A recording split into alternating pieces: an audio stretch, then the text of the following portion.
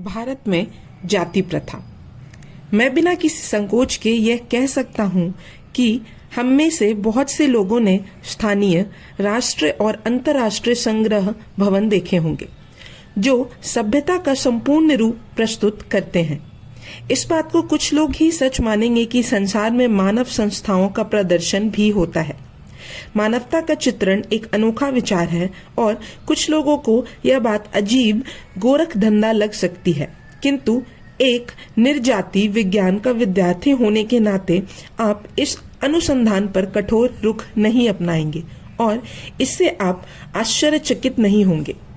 मेरा ऐसा मानना है कि सबने कुछ ऐतिहासिक स्थल जरूर देखे होंगे, जैसे कि पोम्पाया के खंडर, और बड़ी ही उत्सुकता के साथ गाइडों के मुख से इन खंडरों के बारे में सुना होगा।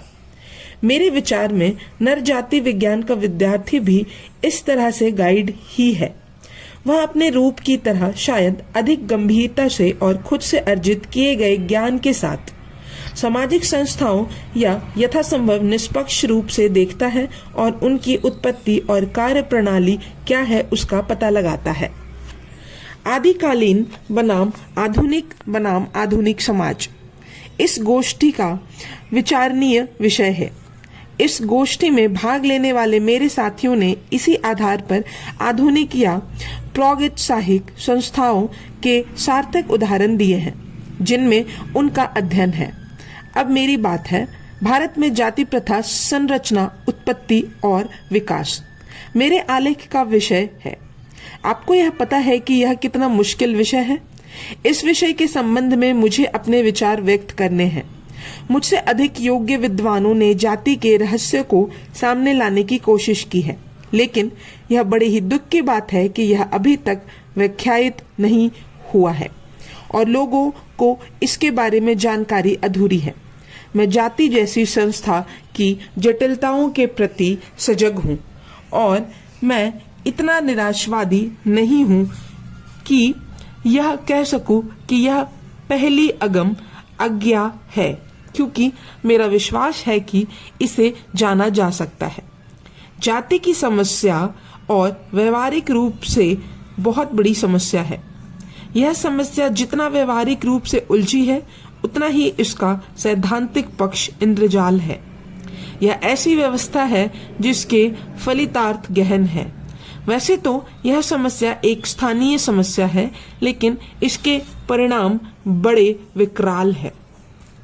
भारत में जब तक जाति प्रथा रहेगी तब तक हिंदुओं में अंतर जातीय विवाह और ब्राह्मण लोगों से शायद ही समागम हो सके, और पृथ्वी के अन्य क्षेत्रों में भी अगर हिंदू जाते हैं तो भारत में जाति प्रथा की समस्या विश्व की समस्या बन जाएगी। अनेक महान विद्वानों ने सैद्धांतिक रूप से श्रम की चाह के लिए इसके उद्भव तक पहुंचने की कोशिश को स्वीकारा था, जिस वजह से उनको हताश होना पड़ा। मैं इस स्थिति में इस समस्या का उसकी समग्रता की दृष्टि से हल नहीं निकाल सकता। मुझे संदेह है कि समय, स्थान और कुशाग्रता मुझे सफल नहीं होने देगी। अगर मैंने इस समस्या को वर्गीकृत ना करके अपनी सीमाओं से ज्यादा स्पष्ट करने का प्रयत्न किया, जाति प्रथा की संरचना, उत्पत्ति और इसका विकास ये वो पक्ष हैं जिन्हें मैं निरूपित करना चाहता हूँ। मैं इन्हीं सूत्रों तक अपने आप को सीमित रखूंगा। सिर्फ जरूरत पड़ने पर स्पष्टीकरण देते हुए विषयांतर करूंगा। विषय को अच्छी तरह समझते हुए मैं निवेदन करूंगा कि प्रसिद्ध निर्जाति विज्ञानियों के अनुसार भारतीय समाज में आर्यों, द्राविड़ों, मंगोलियों और शकों का सम्मिश्रण है। ये जातियां अलग अलग देशों से शताब्दियों पूर्व भारत पहुंची और अपने मूल देश की सांस्कृतिक विरासत के साथ यहाँ बस गई। उस समय इनकी स्थिति कबायली थी। ये अपने पूर्ववर्तियों को पीछे छोड़कर इस देश का एक हिस्सा बन गए। इनके परस्पर सतत संपर्कों और संबंधों के कारण एक समान्वित संस्कृति का सूत्रपात हुआ। लेकिन भारतीय समाज के बारे में यह बात कहना अनुचित है कि वह अलग अलग जातियों का संकलन है। पूरे भारत का दौरा करने के बाद ही दिव्यांगत में यह प्रमाण देखने को मिलेगा कि भारत के लोगों में शारीरिक गठन और रंग रूप की दृष्टि से कितना अंतर है। सजातीयता संकलन से पैदा नहीं होती है। अगर रक्त भेद के नजरिए से देखा जाए तो भारतीय समाज विजातीय है। हाँ, यह संकलन सांस्कृतिक रूप से बेहद गुथा हुआ है। इसके आधार पर मैं कहूंगा कि इस प्रायद्वीप के अलावा संसार का कोई भी देश ऐसा नहीं है जिसमें इतनी सांस्कृतिक समरसता देखने को मिलती हो। हम सिर्फ भौगोलिक दृष्टि से ही सुगठित नहीं हैं, बल्कि हमारी सुनिश्चित सांस्कृतिक एकता भी अविच्छिन्न और अटूट है, जो भारत की चारों दिशाओं से व्याप्त है।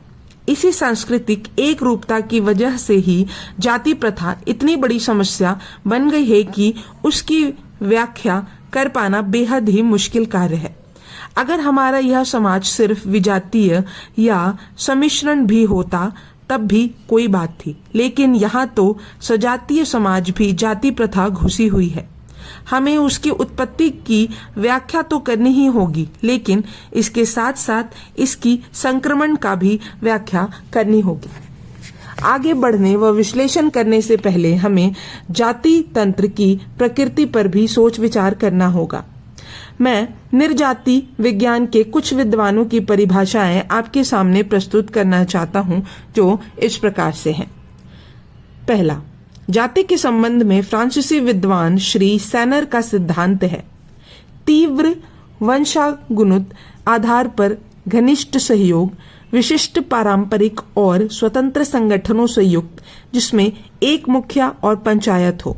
उसकी समय समय पर बैठक होती है, कुछ उत्सवों पर मेले हों, एक सा व्यवसाय हो जिसका विशिष्ट संबंध रोटी बेटी व्यवहार से और समारोह अपमिश्रण में से हो, और इसके सदस्य उसके अधिकार क्षेत्र में विनियमित होते हैं, जिसका प्रभाव लचीला हो, पर जो सुबंध समुदाय पर प्रतिबंध और दंड लागू करने में सक्षम हो, और सबसे बढ़कर समूह से अपरिवर्तनीय।